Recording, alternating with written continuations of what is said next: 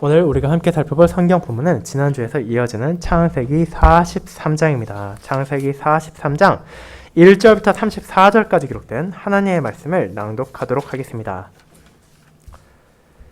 창세기 43장. 그 땅에 기근이 심하고 그들이 애굽에서 가져온 곡식을 다 먹음에 그 아버지가 그들에게 이르되 다시 가서 우리를 위하여 양식을 조금 사오라.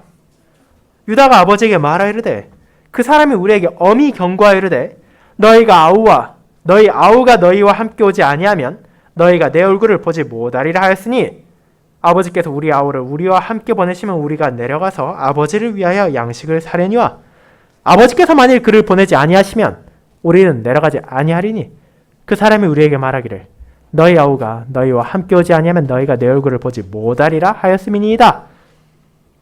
이스라엘이 이르되 너희가 어찌하여 너희에게 또 다른 아우가 있다고 그 사람에게 말하여 나를 괴롭게 하였느냐? 그들이 이르되 그 사람이 우리와 우리의 친족에 대하여 자세히 질문하여 이르기를 너희 아버지가 아직 살아계시냐? 너희에게 아우가 있느냐 하기로 그 묻는 말에 따라 그에게 대답한 것이니 그가 너희 아우를 데리고 내려오라 할 줄을 우리가 어찌 알았으리까? 유다가 그의 아버지 이스라엘에게 이르되 저 아이를 나와 함께 보내시면 우리가 곧 가리니 그러면 우리와 아버지와 우리 어린아이들이 다 살고 죽지 아니하리이다. 내가 그를 위하여 담보가 되오리니 아버지께서 내 손에서 그를 차유소서. 내가 만일 그를 아버지께 데려다가 아버지 앞에 두지 아니하면 내가 영원히 죄를 지리이다. 우리가 지체하지 아니하였더라면 벌써 2번 갔다 왔으리이다. 그들의 아버지 이스라엘이 그들에게 이르되 그러할진대 이렇게 하라. 너희는 이 땅의 아름다운 소산을 그릇에 담아가지고 내려가서 그 사람에게 예물로 드릴지니 곧 유향 조금과 꿀 조금과 향품과 모략과 유향나무 열매와 감복숭아이니라. 너희 손에 갑절의 돈을 가지고 너희 자루 아귀에 도로 넣어져 있던 그 돈을 다시 가지고 가라. 혹 잘못이 있었을까 두렵도다.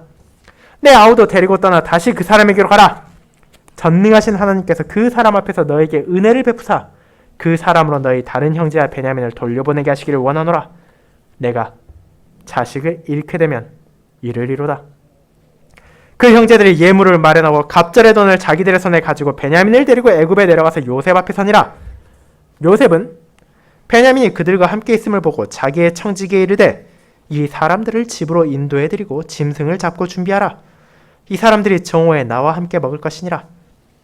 청지기가 요셉의 명대로 하여 그 사람들을 요셉의 집으로 인도하니 그 사람들이 요셉의 집으로 인도되며 두려워하여 이르되 전번에 우리 자루에 들어있던 돈의 일로 우리가 끌려드는도다.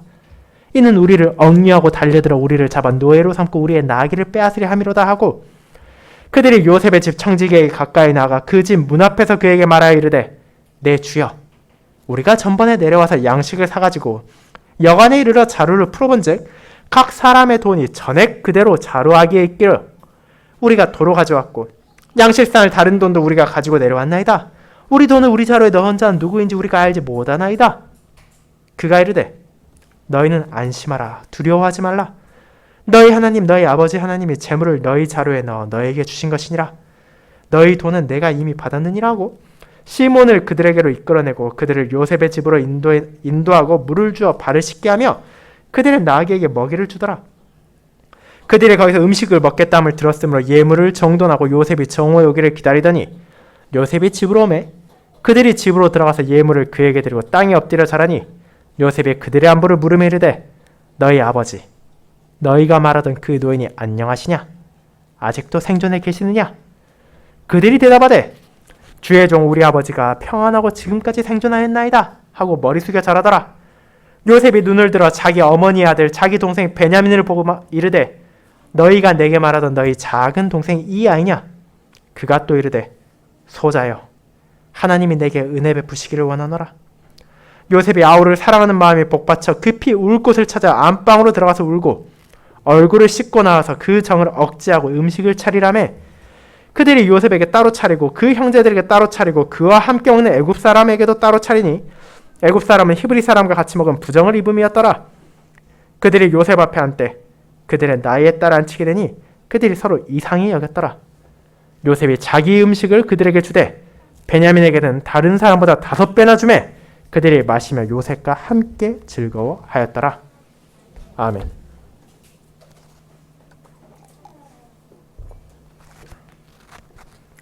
설교 후에는 시편 57편 4, 5, 6절을 이어서 부르도록 하겠습니다.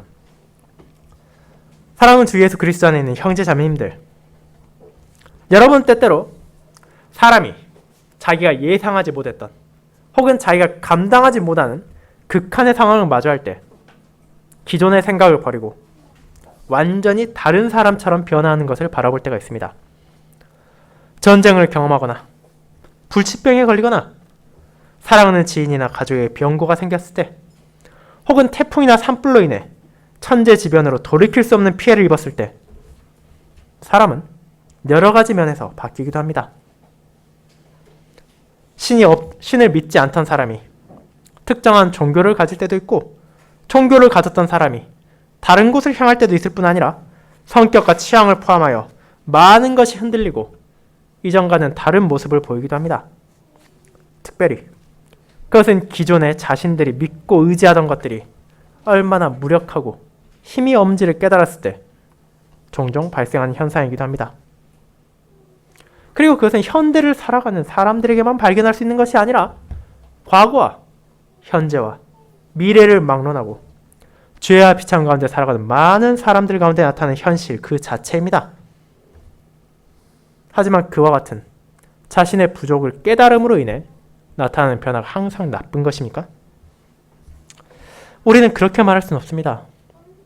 오늘 본문에 나타난 것처럼 하나님께서는 때로는 언약 백성들에게 그들의 무능력과 연약을 깨닫게 하심으로 그들이 교만을 버리고 겸손한 자세로 자신에게로 나아오기로 인도하시기도 하기 때문입니다. 하나님께서는 그분의 영원한 경륜 안에서 만물을 섭리로 다스리시며 때로는 성도들을 고난과 역경을 통해 연단하시기도 하시지만 그 어려움을 통해 그들이 자신들의 무력함을 고백하고 하나님만이 우리의 유일한 구원의 원천이라는 것을 고백하기도 하십니다. 그리고 그와 같은 모습을 우리는 오늘의 본문인 창세기 43장에서도 바라보게 됩니다. 분명 야곱도 그랬고 그의 아들들도 그랬고 애굽에 다시 가는 것은 꺼려지는 일이었습니다. 그들은 이미 충분한 어려움을 겪었고 또 다른 문제를 마주하고 싶지는 않았기 때문입니다. 하지만 근동지방을 덮친 기근에서 그들은 자유롭지 못했고 해가 갈수록 심해지는 흉년으로 인해 마침내 이스라엘과 그 자손들은 그들이 애굽에 다시 한번 가지 않는다면 살아남을 수 없다는 것을 깨닫게 되었습니다. 그리고 그를 통해 야곱의 아들들은 자기들의 죄를 다시 한번 돌아보며 하나님께서 그들을 위하여 택하고 세우신 구원자 요셉을 향해 나아가게 되었습니다. 하나님께서는 이를 통해 언약 백성들에게 다시 한번 은혜의 손길을 베푸셨고 오늘날의 성도들에게도 동일하신 그분께서 자비와 사랑으로 은혜로운 초대를 보이신다는 것을 우리는 이 본문을 통해 살필 것입니다. 저는 그와 같은 오늘 본문을 공고한 언약 백성을 은혜로 초대하시는 하나님이라는 제목으로 설교하고자 합니다. 그리고 이를 두 부분으로 나누어 함께 살펴보겠습니다. 첫 번째, 자신들의 무력함을 깨닫게 하신 하나님. 두 번째, 은혜로운 초대로 그들을 맞아주시는 하나님이 바로 그것입니다. 먼저 첫 번째, 자신들의 무력함을 깨닫게 하신 하나님에 대해 생각해 보겠습니다. 형제자매 여러분, 창세기 42장은 하나님께서 어떻게 자신들의 언약 백성을 그분께서 세우신 구원자를 향해 나아가게 하신지를 보여주는 본문이었습니다. 야곱 그리고 르우벤을 비롯한 그의 아들들, 자신들이 원해서 애굽에 간 것은 아닙니다. 하나님께서 바로에게 보여준 꿈의 내용대로 7년의 풍년이 끝나고 이제 이어지는 7년의 흉년의 기간이 찾아왔기에 그들은 결국 자기들과 그 가족들의 생명을 유지하기 위해 애굽에는 곡식이 있다는 풍문을 의지하며 막내인 베냐민을 제외한 10명의 형제들이 이스라엘의 대표로서 요셉을 찾아간 것입니다. 물론 이 시점에서 그들도 요셉도 서로가 만나게 될 것이라는 예상은 하지 못했습니다. 하지만 하나님께서는 그들의 발걸음을 인도하셔서 요셉을 마주하게 하셨고 그를 통해서 이제 무언가를 깨닫게 하십니다. 그것이 무엇입니까? 이미 20년의 세월이 지나가며 그들의 머릿속에서 흐려져 가고 있던 그들이 저지른 죄였습니다. 요셉은 곡식을 구하기 위해 찾아온 형들을 강하게 질책했고, 그런 힐문의 형들은 반문하여 우리들은 정직한 자, 우리들은 확실한 자라고 강조했지만 실상 그들의 거짓과 부족함을 드러낼 뿐이었습니다. 마침내 요셉에 의해 그들은 감옥에 갇히게 되었고, 겨우 3일간의 시간 동안 야곱의 아들들은 자신들이 지금 당하고 있는 시련들이 결국은 우리들이 동생 요셉을 함정에 빠뜨리고 그를 타국에 팔았기 때문에 그 죄에 따른 징벌이라는 것을 고백하게 되었습니다. 그렇게 하나님께서는 자신이 세운 구원자를 통하여 그 백성들에게 죄악을 깨닫게 하셨습니다. 하지만 그것으로 구원자의 역할은 끝나는 것이 아님을 우리는 기억해야 됩니다. 르우벤을 필두로 한 형제들은 자기들의 죄악을 마주했지만 동시에 요셉을 통해 베풀어진 하나님의 은혜를 경험했기 때문입니다. 만약 요셉의 개인적인 복수심을 불타고 있었다면 얼마든지 그 형제들을 감옥에 가두어서 긴 시간 동안 고생을 하게 하고 심지어 추가적인 처벌을 한다 하더라도 그 누구도 뭘 하지 않을 것입니다. 왜냐하면 그에겐 충분히 그럴 만한 권한과 능력이 있었습니다. 하지만 그는 도리어 그 형제들에게 훨씬 더 은혜로운 제안을 합니다. 한 명을 제외하고 남은 모든 이들이 갇혀있는 대신에 단 한 명만 남고 남은 9명이 가나안으로 가서 양식으로 그 가족들이 힘들지 않게 할 뿐 아니라 그 길을 가는 동안 먹을 양식까지도 주었고, 심지어 그들이 혹여라도 다시 오지 못한 일이 없도록 그들이 가져온 돈까지도 그 자루에 넣어준 것입니다. 자, 그렇게 그들은 목적했던 곡식을 가지고 가나안에 돌아가게 되었습니다. 그런데 생각해 봅시다. 야곱을 포함 이스라엘의 모든 아들들은 그것을 일종의 거래라고 생각했습니다. 우리가 돈을 가지고 가면 그 돈에 해당하는 가치의 곡식을 살 수 있을 것이라고 말입니다. 하지만 그들이 실제로 경험한 것은 무엇입니까?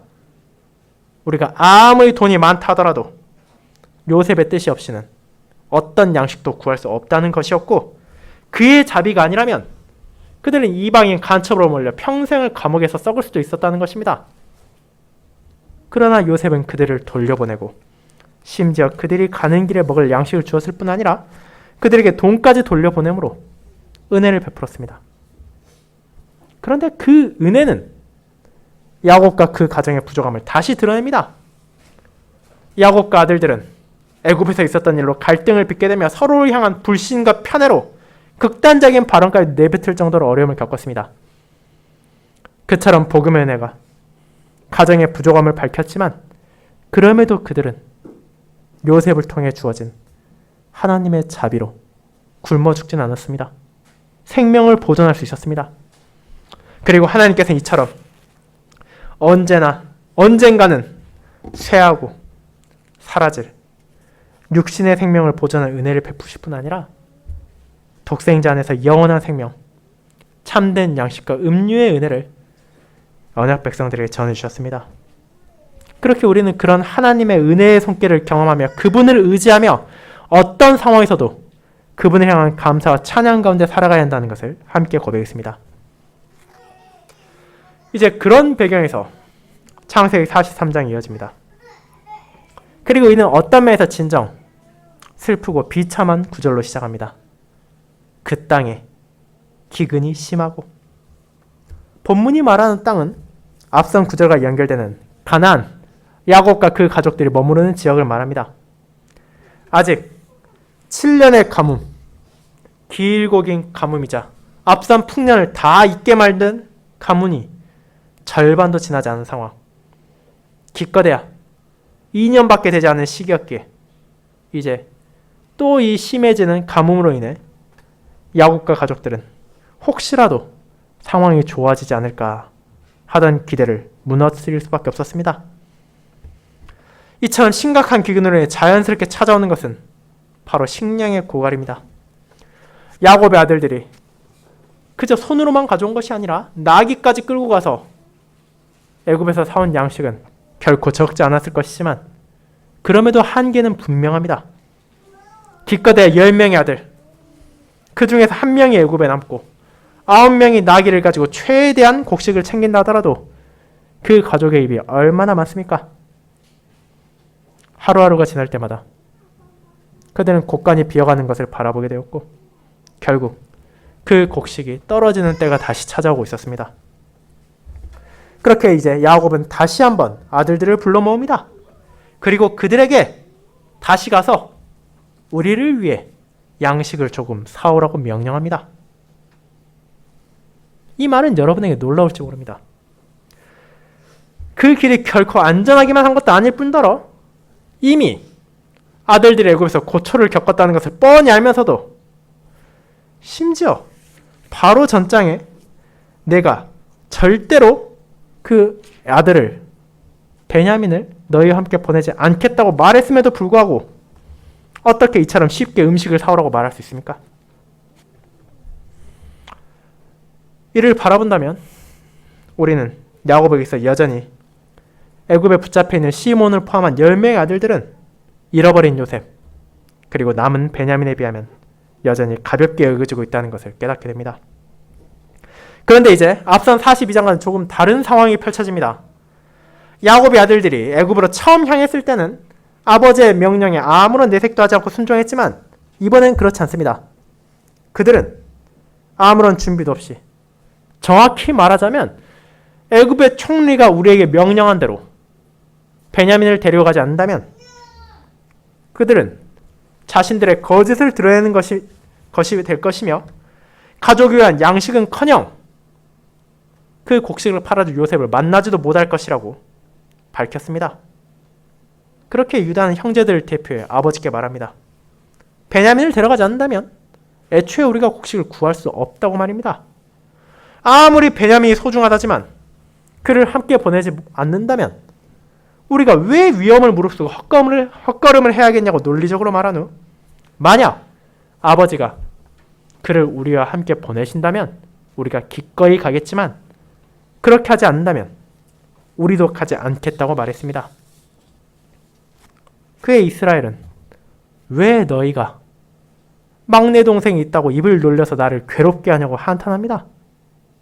그리고 이 시점에서 그는 이스라엘이라는 표현으로 바뀝니다. 앞선 9절 1절부터 5절까지는 아버지로서 권위를 나타내며 아들들을 명령했다면 이제는 이스라엘 모든 언약 백성들의 대표자로서의 모습을 보이는 것입니다. 하지만 그 모습은 결코 아름답지 않습니다. 그가 말하는 것이 무엇입니까? 너희가 왜 쓸데없는 말을 해서 나를 괴롭게 하냐입니다. 이 말의 의미 무엇입니까? 야곱은 너희들이 굳이 집에 동생이 남아있다고 말을 할 필요가 있었냐고 질책하고 있으며 그 정도는 융통성을 발휘해서 문제를 일으키지 말아야 할 것 아니냐고 꾸짖고 있습니다. 즉, 그 자신이 과거에 그러했던 것처럼 정직보다는 적당한 거짓을 섞어 진실을 가리길 기대했던 것입니다. 이를 통해 우리는 야곱이라는 한 개인의 연약함, 한 개인의 부족함을 넘어 온 이스라엘이 가지고 있는 그리고 언약 백성들이 여전히 가지고 있는 죄성을 바라보게 됩니다. 야곱이 그러했던 것과 같이 그의 후손들 또한 조금의 어려움만 닥쳐도 일단은 편법을 찾아보고 일단은 새끼를 찾아보고 주님의 뜻에 먼저 순종하기보다는 세상의 방식과 타협함으로 위기를 헤쳐나가려는 성향을 가지고 있기 때문입니다. 하지만 그런 이스라엘의 부족함도 현실을 어찌할 수는 없었습니다. 그의 아들들은 자신들이 왜 그렇게 말해야 했는지를 설명한 후에 유다가 다시 한번 대표로 나서 아버지께 마지막 선언을 합니다. 저 아이를 나와 함께 보낸다면 우리와 아버지와 우리의 자손들이 살아남을 수 있을 것이라고 말입니다. 그리고 그를 위해 자신이 담보가 될 테니 아버지께 막내를 데려오지 못한다면 영원히 죄의 무게를 감당하겠다고. 즉, 그의 피에 대한 대가로 나의 피를 요구한다 하더라도 받아들이겠다고 말합니다. 그뿐 아니라 마지막에는 아버지께서 이렇게 우리를 붙잡지 않았더라면 이미 2번은 갔다 왔을 것이라고 말하며 우회적으로 야곱을 비난하기까지 합니다. 여러분, 이것이 정상적인 아버지와 아들들의 대화라고 생각하십니까? 이것이 신실한 신자들의 대화입니까? 그렇지 않습니다. 언약 백성들의 죄와 비참을 보여주는 것은 야곱만이 아니라 그의 아들들 또한 마찬가지입니다. 유다는 분명 충분히 장성한 베냐민을 저 아이라고 부름을 통해 아버지의 심정을 이해함을 보이고 내가 그를 안전하게 데려오겠다고 맹세하지만 진정 그가 이것을 담보할 수 있습니까? 그는 이미 요셉을 저버림으로 영원한 죄를 지었음에도 불구하고 이를 숨기고 있지 않습니까? 그의 모든 형제들이 요셉을 마주했을 때 그들의 죄를 깨달았음에도 불구하고 여전히 아버지의 사실을 숨기고 있지 않습니까? 그럼에도 가증스럽게 유다는 아버지를 향해 이런 말을 하고 있고 그의 형제들은 침묵하며 동조합니다. 결국 그들 모두는 당장 눈앞에 식량이 떨어져 갈 때 각자의 방편으로 해결하려고 이는 결국 스스로의 무력함과 곤고함을 자각하게 만들었습니다. 결국 이스라엘은 아들들의 비난 섞인 요구를 더 이상 거절할 수 없었습니다. 그의 편애, 그의 부족 가운데 가장의 권위는 무너졌고 현실의 어려움을 더 이상 외면할 수 없었습니다. 말로는 완강하게 내가 죽더라도 베냐민을 보내지 않겠다고 했지만 정작 눈앞의 양식이 사라질 상황이 되자 그의 말을 거둘 수밖에 없게 된 것입니다. 그렇다면 이제 그는 어떻게 합니까? 이스라엘은 여전히 세상의 방식에서 먼저 답을 찾으려 합니다. 앞서서 그 아들들을 보냈을 때는 그저 거래를 원하는 구매자로 애굽을 향하게 했다면 이번에는 요셉의 권위를 인정하며 그의 자비를 구하는 모습으로 예물을 갖추게 한 것입니다. 혹시라도 지난번의 일이 문제가 되지 않도록 2배의 돈을 가져가게 했을 뿐 아니라 그들이 준비할 수 있는 가나안의 특산물 가운데 최상의 것들, 유향과 몰약, 향품을 비롯한 각종 과실들을 가져가게 한 것입니다. 그것들을 준비하게 한 후에야 비로소 너희 아우 베냐민을 데리고 다시 그 사람에게 가라고 했습니다. 하지만 그것이 야곱의 가족들이 준비할 수 있는 최선의 것들이라 하더라도 이스라엘 역시 이 모든 것들이 베냐민의 안전을 보장할 수 없다는 것을, 그리고 자신과 가족들의 생명을 이어갈 곡식을 얻을 수 있을 것이란 확신을 가질 수는 없다는 것을 뻔히 알고 있었습니다. 그렇기에 마침내 자신들의 곤고와 비참을 인정한 자로서 야곱은 자신이 유일하게 기댈 수 있는 분께 나아갑니다. 전능하신 하나님께서 그 사람 앞에서 너에게 은혜를 베푸사 그 사람으로 너희 다른 형제와 베냐민을 돌려보내게 하시기를 원하노라. 내가 자식을 잃게 되면 이르리로다. 여러분은 14절의 이 호소가 그저 체념 섞인 말로만 들리십니까? 하지만 그렇지 않습니다. 그것은 무력하고 연약한 신자가 하나님께 자비를 구하는 합당한 자세의 간구, 기도입니다. 야곱이나 르우벤이나 유다나 그 가족 중 누구도, 심지어 그 이후의 모든 성도들도 하나님 앞에 무언가를 내놓으라고 할 수는 없습니다. 우리는 자신의 필요를 구하지만 동시에 그것이 하나님의 뜻 안에서만 주어져야 된다는 것을 알고 있기 때문입니다. 만약 그분의 섭리와 다스림 안에서 지금 내가 구하는 것이 주어지지 않는다 하더라도 그 또한 하나님께 선하게 인도하실 것입니다. 그러나 동시에 하나님께서는 우리가 그분의 뜻에 어긋나지 않는 한 나의 필요를 구하고 나의 감정을 호소하며 나의 기도를 하나님께 바치기를 원하시기에 자신의 필요를 겸손히 구하되 그 또한 하나님 뜻 안에서 이루어지길 구한다는 야곱의 기도는 마침내 언약 백성이 하나님께 진정 보여야 할 자세를 나타낸 것입니다. 그런데 우리는 이런 자세가 처음부터 드러나지 않았다는 것을 바라보게 됩니다. 그가 앞서 자신들의 아들들을 애굽으로 보냈을 때 그 과정의 위험, 예상하지 못한 일이 있을지 모른다 하더라도 야곱은 이런 자세 보이지 않았습니다. 심지어 그의 아들 또한 하나님께 간구하기보다는 스스로의 지혜와 임기응변으로 위기를 헤쳐나가려 했고, 그들이 하나님을 부른 유일한 순간은 자루에서 돈자루를 발견하고 황망해하며 하나님께 왜 우리에게 이런 일을 주냐고 외쳤을 때뿐입니다. 물론 그들이 자신들의 죄를 고백하며 그로 인한 징벌로 어려움에 처했다는 것을 서로 간에 말할 때 그 주체는 하나님이시라는 것을 내포하고는 있지만, 정작 그분을 향해 도움을 구하고 그분께 의지하는 모습은 이스라엘에게서도 그의 아들들에게서도 이 상황에서는 발견되지 않았습니다. 그리고 이 사실은 우리로 하여금 하나님께서 이 본문을 통해 이후의 성도들에게 지금 무엇을 전하고자 하시는지를 밝혀줍니다. 본문에서 야곱은 이스라엘로서 이 대화를 하고 있습니다. 그는 한 가족의 가장으로서 자신이 책임진 가솔들의 생명을 보존하기 위해 행동하기도 하지만, 동시에 앞선 41장에서 그의 아들들이 이스라엘 각 지파의 대표자로서 움직였던 것처럼 그의 뒤를 이은 나라로서의 이스라엘의 모습을 예표하고 있기도 합니다. 그런데 그의 언행은 그의 후손들에게서도 동일하게 계속해서 발견됩니다. 모세가 일전에 말했던 것처럼 이스라엘은 목이 곧고 완고한 백성들입니다. 어떻게든 내 마음대로 행동하려 하고 하나님의 뜻보다 나의 편의를 추구하며 결국 그분의 징계를 받은 후에야 그들의 부족을 깨닫고 교만을 버리며 겸손한 자세를 되찾고 하나님의 은혜를 간구했습니다. 그런 모습들이 성경에서 얼마나 자주 발견됩니까?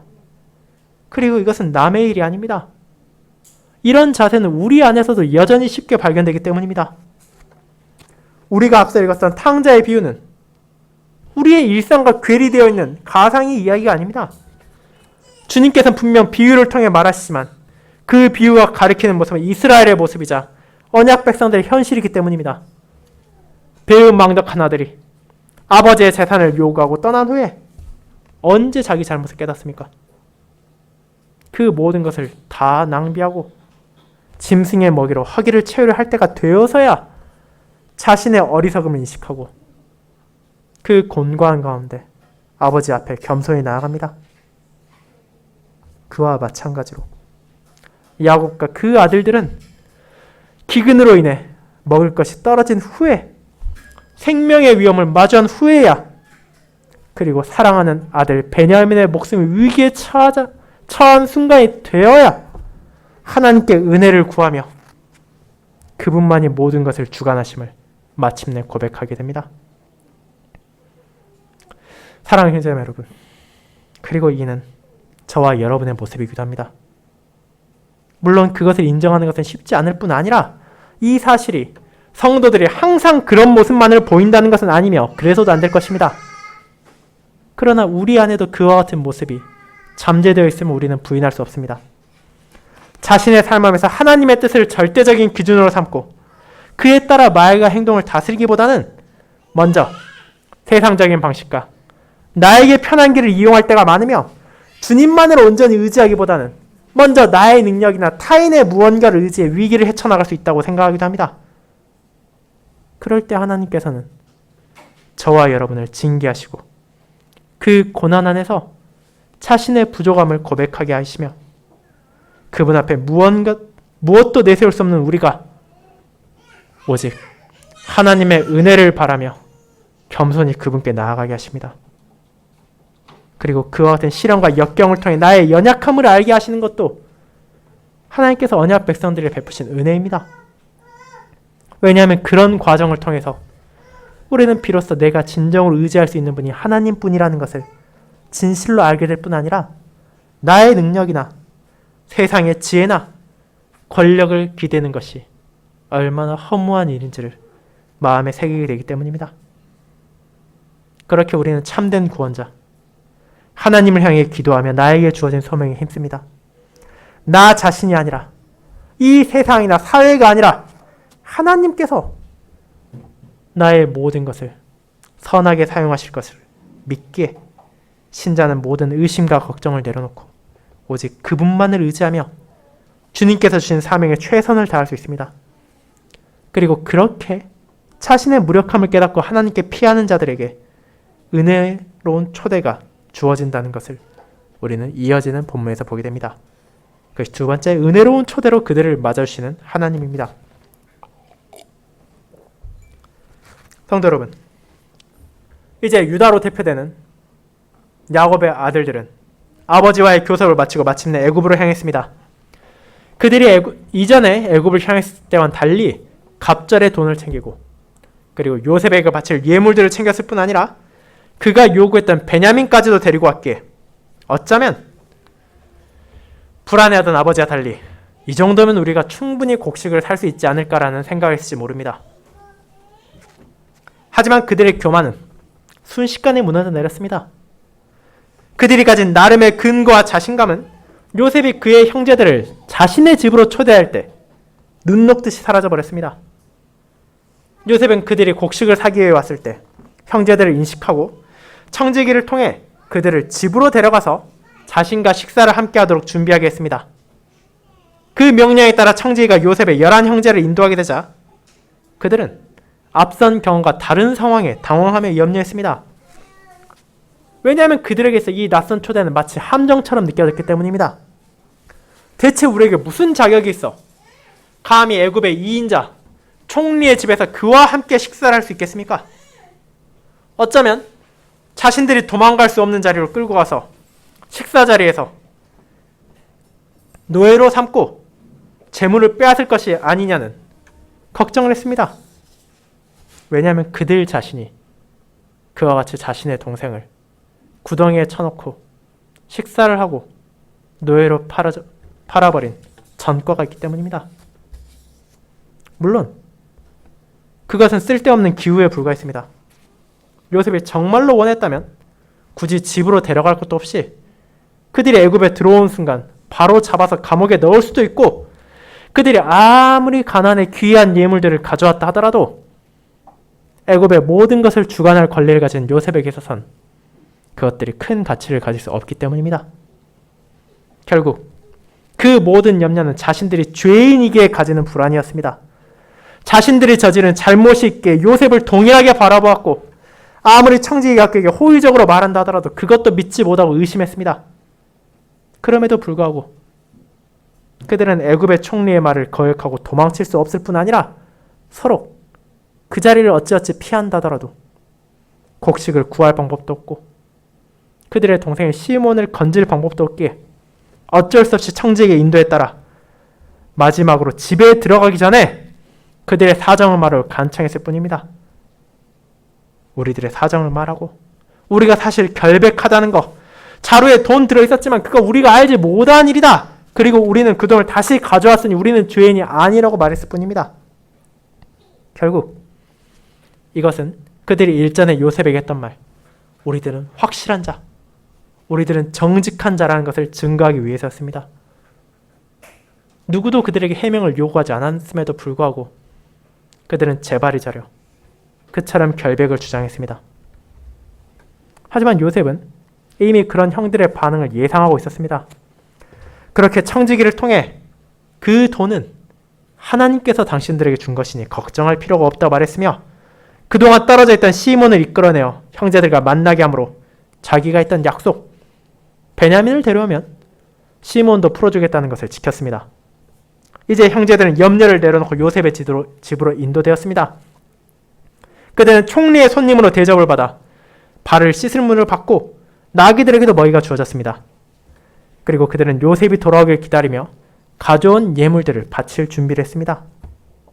마침내 요셉이 때가 되어 집으로 들어왔을 때 형제들은 예물을 바치고 그의 앞에 엎드려 절했습니다.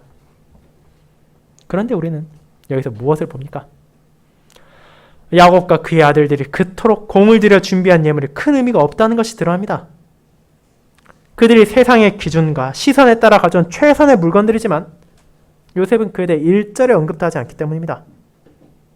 그는 예물을 받아서가 아니라 순전한 은혜로 그들에게 호의를 보였고 그 형제들에게 관심을 보였습니다.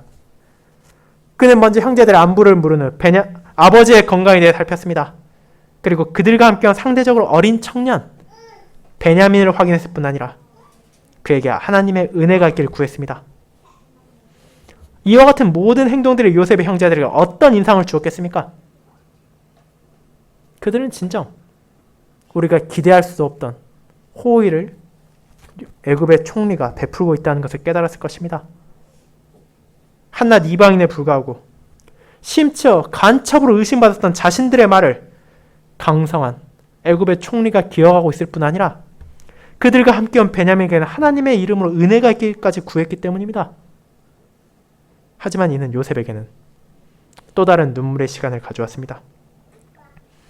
앞선 형들의 방문 때는 만날 수 없었던 베냐민, 자신과 같은 어머니를 가진 유일한 형제를 만나고 아버지 안부를 들음을 통해 지난 회한을 떠올리며 눈물을 감추었던 요셉은 급히 자신의 방으로 들어가 잠시 울음을 터뜨린 후 얼굴을 씻고 마음에서 폭받쳐오르는 감정을 다스리며 형제들과의 식사를 계속했습니다. 그 당시의 풍습에 따라 요셉과 형제들은 같은 식탁에 앉을 수는 없었습니다. 그러나 요셉이 음식을 건넬 수 있을 정도로 가까운 장소, 아마도 한 공간에서 그저 나란히 다른 식탁에서 식사를 했을 정도로 보입니다. 그런데 여기서 또다시 놀라운 일이 일어납니다. 요셉은 11명이나 되는 그의 형제들의 모든 순서들 나이에 맞게 배정한 것입니다. 그들은 어떻게 이 사람이 자기들의 순서를 이토록 정확하게 알고 있는지를 기이하게 여겼으나 그들에게 은혜로 베풀어진 총리의 음식들, 심지어 베냐민에게는 5배나 주어진 풍성한 음식과 음료에 기뻐하며 요셉과 함께 먹고 마시며 즐거운 시간을 보낼 수 있었습니다. 그리고 그 모든 것은 진정 은혜로운 초대였습니다. 이는 그들이 충분히 예를 갖춰서도 아니고 그들이 가치 있는 예물을 바쳐서도 아니었습니다.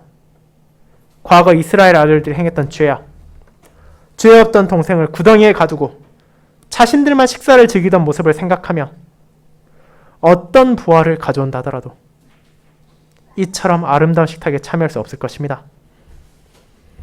하지만 하나님은 요셉을 통해 그들에게 은혜로운 식사에 초대하셨습니다. 그들은 총리의 음식을 먹고 마실 수 있었으며 심지어 그 총리가 자신들을 알고 있고 자신들에게 관심을 가지며 자신들에게 호의를 베푸고 있다는 사실에 즐거워할 수 있었습니다. 그리고 그와 같이 자신을 낮추고 겸손히 구원자를 향해 나온 자들 향한 은혜로운 초대는 탕자의 비유에서도 분명하게 드러납니다. 아버지를 떠났던 아들은 자신이 결코 기대할 수도 없고 받을 자격도 없는 은혜로운 초대를 받았습니다. 그는 자신이 감히 아버지의 아들이라 칭할 자격도 없다고 생각하고 자신을 그저 품꾼의 하나로 대해주길 바랬지만 아버지는 그를 그 가족의 식탁에 불러서 함께 앉아 음식과 음료를 먹고 마시게 했으며 좋은 옷을 입히고 가락지와 신발을 주었을 뿐 아니라 그 자리에 있는 모든 이들에게 아들이 돌아왔음을 선언하며 즐거워하며 기뻐하게 했습니다.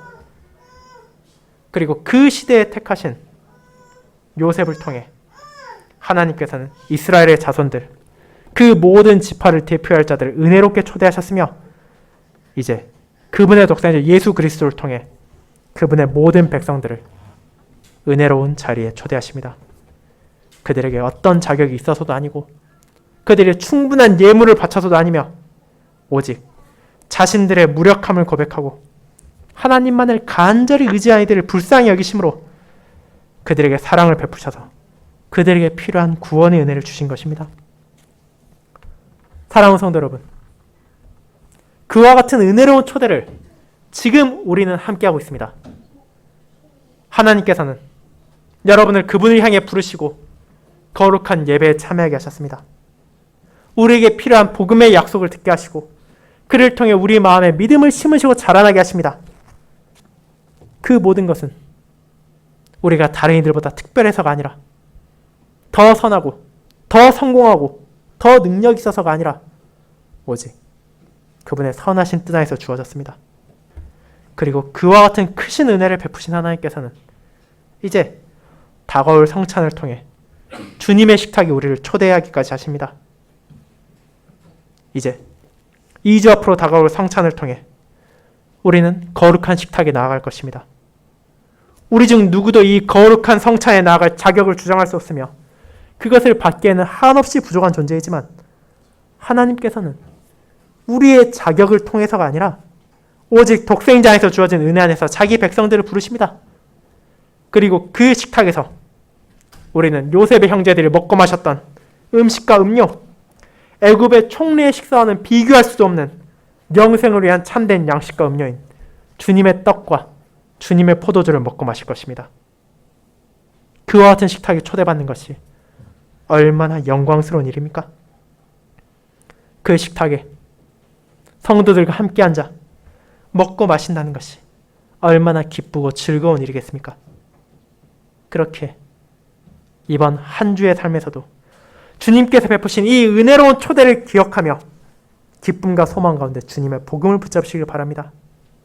그 누구보다 여러분을 잘 아시고 여러분을 위해 모든 은혜를 준비하신 하나님께서 우리의 모든 순간에 동행하실 뿐 아니라 우리를 돌보심으로 다가올 성찬을 통해 우리의 믿음이 더욱더 강화될 수 있도록 그분의 식탁으로 여러분을 부르고 계십니다.